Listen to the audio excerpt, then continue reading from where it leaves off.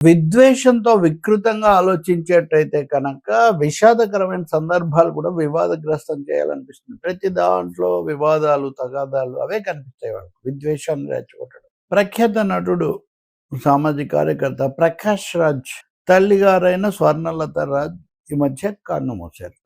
86 ఏళ్ళు వృద్ధురాలు. అనారోగ్యం. ఆమె చనిపోయారు. చనిపోయిన తర్వాత ప్రకాష్ రాజ్ ఆమెకు అంత్యక్రియలు నిర్వహించారు. ఆమె క్రైస్తవ మతాన్ని అవలంబించారు. అందుకని ఆమె కోరిక ప్రకారం ఆయన క్రైస్తవ మతాచారాలతో చర్చిలో చేశారు. ఇంకా అయిపోయింది. వెంటనే ప్రకాష్ రాజ్ చూడండి దేవుడు లేడని చెప్తాడు, దేవుడిని నమ్మనంటాడు. అదే క్రైస్తవం కాబట్టి తల్లిని తీసుకెళ్ళి అక్కడ చేశాడు అని మొదలు పెట్టేశారు. Trolls trolls trolls. Prakash Raj తల్లి స్వర్ణలత ఆమె క్రైస్తవ మతాన్ని అనుసరించారు. కానీ ఆయన తండ్రి మంజునాథ్ రాజ్ ఆయన హిందువే. వాళ్ళు కష్టపడి పైకి వచ్చారు. ప్రకాష్ రాజ్ నటుడు అయ్యాడు. ఆయన తమ్ముడు ప్రసాద్ రాజ్ కూడా నటుడు. ప్రకాష్ రాజ్ ఎంత పెద్ద నటుడు అంటే, కానీ గొప్ప నటుడు అంటే 5 సార్లు ఆయనకు జాతీయ అవార్డు వచ్చింది. 5 సార్లు.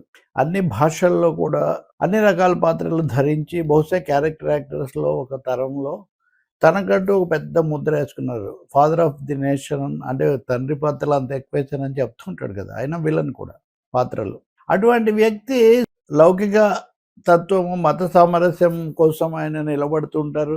ఇప్పుడున్నటువంటి బీజేపీ, ఆర్ఎస్ఎస్, ప్రధాని మోదీ వీళ్ళ మతతత్వ రాజకీయాలను తీవ్రంగా ధైర్యంగా విమర్శిస్తుంటారు. చాలా ధైర్యం. దానికి ధైర్యం కావాలి కదా. మామూలుగా పెద్ద పెద్ద హీరోలు, టాప్ స్టార్స్ అనుకునే వాళ్ళు కూడా మోదీ మీద ప్రశంసలు కురిపించటము, అదే పనిగా ఆయన మెప్పు కోసం పాకులాడడం చాలా చోట్ల చూసాం మనం. పేర్లు అనవసరం. కానీ ప్రకాష్ రాజ్ మటుకు రాజకీయ ప్రత్యర్థులను కూడా మించి మోదీ మీద చాలా తీవ్రమైన విమర్శలు చేశారు. అవన్నీ నాకేం వ్యక్తిగతం కాదు, ఆయన భావజాలం మీద నాకున్న అసమ్మతి, అభ్యంతరం అని ప్రకాష్ రాజ్ చాలా స్పష్టంగా చెప్తారు. అందుకే ఆయన అనేక విధాలుగా వేటాడుతూ ఉంటారు. ఎప్పుడు ఆయన ఏం మాట్లాడినా దాన్ని వివాదం చేస్తూ ఉంటారు.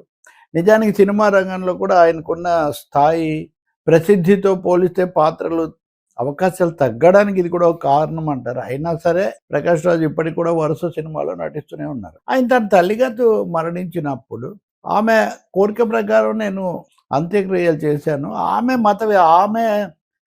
విశ్వాసాలను కాదనడానికి నేనెవరిని అని ప్రశ్నించారు. నేనైతే దేవుణ్ణి నమ్మను, కానీ ఆమె నమ్మి అలాగే బతికారు.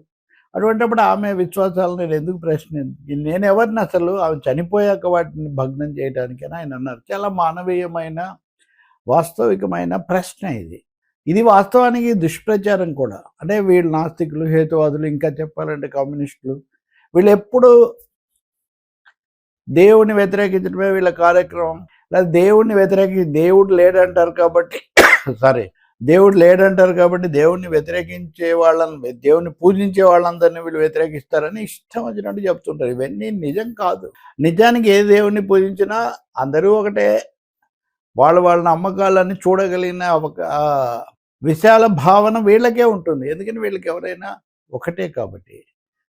నిజానికి కమ్యూనిస్టుల మీద దాడి చేయడానికి ఒక దేవుడిని ఒక ఆయుధంగా చేసుకున్నారు, ఇప్పటికీ చేసుకుంటారు. నేను చాలాసార్లు చెప్పా. పశ్చిమ బెంగాల్లో కానీ, కేరళలో కానీ దుర్గాదేవి పూజలు, శబరిమల ఇలాంటివి ఏమీ మారలేదు. వాళ్ళు ఎంతకాలం పాలించినా కానీ. కమ్యూనిస్టులు దేశంలో దోపిడీ మీద పోరాడతారు, దౌర్జన్యాల మీద పోరాడతారు, మూఢనమ్మకాల మీద పోరాడతారు, భౌతికవాదులుగా ఉంటారు. అంతేగాని ఏ కమ్యూనిస్ట్ నాయకుడు ఏ సభలో దేవుణ్ణి తిడుతూ మాట్లాడారు చెప్పండి? అదే పనిగా ఏం మాట్లాడరా? ఏదైనా మాట వస్తే ఒక మాట అనొచ్చు. అది వీళ్ళు కూడా అంటారు కదా, అందరూ అంటారు.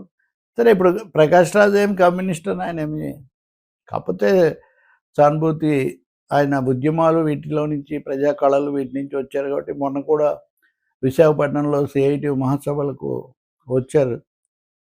నేను కూడా ఆయన దగ్గర ఒక ఇది తీసుకున్నా, అవార్డు ఇచ్చారు. అప్పుడు చెప్పారు ఆయన, నాకు సిఐటి ఏం కొత్తది కాదు, నేను ఎప్పుడో ఈ జననాట్య మంచి వాటిలో పాల్గొన్నానని కూడా చెప్పారు. సో ఆయన గారి సాంస్కృతిక నేపథ్యం ఉంది. కర్ణాటకలో గౌరీ లంకేష్ హత్య జరిగినప్పుడు ముందున్న ఖండించిన వాళ్ళలో ప్రకాష్ రాజ్ ఉన్నారు. ఇలా ఉన్నారు కాబట్టి ఆయన్ను చాలాసార్లు మీడియాలో చాలా క్లిష్టమైన ప్రశ్నలు రకరకాలుగా చేస్తుంటారు. అన్నిటికీ చాలా ధైర్యంగా, నిమ్మలంగా, సూటిగా ఆయన జవాబు చెప్తుంటారు. తెలంగాణకు వచ్చేసరికి కేసీఆర్కు మద్దతు తెలిపారు అనే భావనతో ఇప్పుడు మనం కొన్ని తెలుగు వికీపీడియా ఇట్లాంటివి చూస్తే ఆయన భారతీయ రాష్ట్ర సమితి అని రాసున్నారు. నిజానికి ఆయన ఎప్పుడు అలా సూటిగా ఆయన చెప్పారన్నట్టు నాకు తెలీదు. ఆయనేమి ఎన్నికల్లో తను పోటీ చేశారు కర్ణాటకలో. తనకు తను కానీ ఎవరి తరఫున కాదు. ఎనీవే ప్రకాష్ రాజ్ నేపథ్యం ఇది. ఆయన తల్లిగారి అంత్యక్రియలు అలా చేస్తే అది ఆమె మీద గౌరవంతో ఆయన మీద వెంటనే ట్రోల్స్. సో ప్రకాష్ రాజ్ దీన్ని భరించలేక ఒక సమాధానం కూడా రాశారు. నేను ఆమె గౌరవించి ఆమె మీద ప్రేమాభిమానాలతో చేశాను. ఆమె హక్కులను ఆమె నమ్మకాలను కాదంటా నేనేవారిని. ఈ ట్రోల్ రాక్షసులకు, ఈ హెడ్ మాంగరింగ్ మాన్స్టర్స్కు ఇంకా వీళ్ళకి ఏమీ అర్థం కాదు ఇది హ్యూమన్ డిగ్నిటీ అని. వీళ్ళకి 2 కోణాలు ఇక్కడ. ప్రకాష్ రాజుని పెట్టడంతో పాటు చర్చిలో చేశాడని. అదే ఇంకో విధంగా చేస్తున్నారు అనుకోండి, అప్పుడు మళ్ళీ దాన్ని గొప్పగా చెప్పుండేవాళ్ళు, ఇంకో విధంగా చెప్పుండేవాళ్ళు. ఇంకా దారుణం చెప్పమంటారా? ప్రధానమంత్రి మోదీ తన తల్లిగారైన హీరా బెన్ పటేల్ ఆమెను ఎప్పుడు వెళ్ళి ఆయన కలుసుకునేవాళ్ళు, గౌరవించేవాళ్ళు, ఎప్పుడు మనం చూసేవాళ్ళం. ఆమె చనిపోయినప్పుడు అంత్యక్రియలు కూడా చేశారు ఆయన. చేసినప్పుడు అప్పుడు ప్రకాష్ రాజ్ ఆమె మీద నెగిటివ్గా మాట్లాడారు అని వీళ్ళు ట్వీట్స్ పెట్టారు, ఫేక్ ట్వీట్స్. ఆయన వాటిని తీవ్రంగా ఖండించారు. హీరాబెన్ పటేల్ మహాతల్లికి నేను నమస్కారాలు పెడతాను, నేనెందుకు ఈ ఫేక్ వాటితో అంటే ఫేక్ వాటితో దాడి చేయడం చాలా తప్పు అని. అంటే మోదీ గారి తల్లి చనిపోయినప్పుడు ఫేక్ పెట్టారు ఈయన పేరుతో.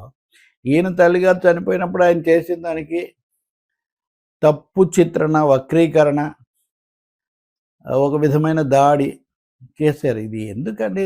కనీసం మరణ సందర్భాలు, అందులో తల్లి చనిపోయినప్పుడైనా కానీ గౌరవించాలి కదా, సెంటిమెంట్స్ను, లేకపోతే వాళ్ళ మానవత్వం ఉండాలి కదా. ఈ విద్వేష శక్తులు, ఈ వికృతమైన ట్రోల్స్ చాలా బాధ కలిగిస్తాయి, చాలా అభ్యంతరకరమైనవి కూడా ఇవి.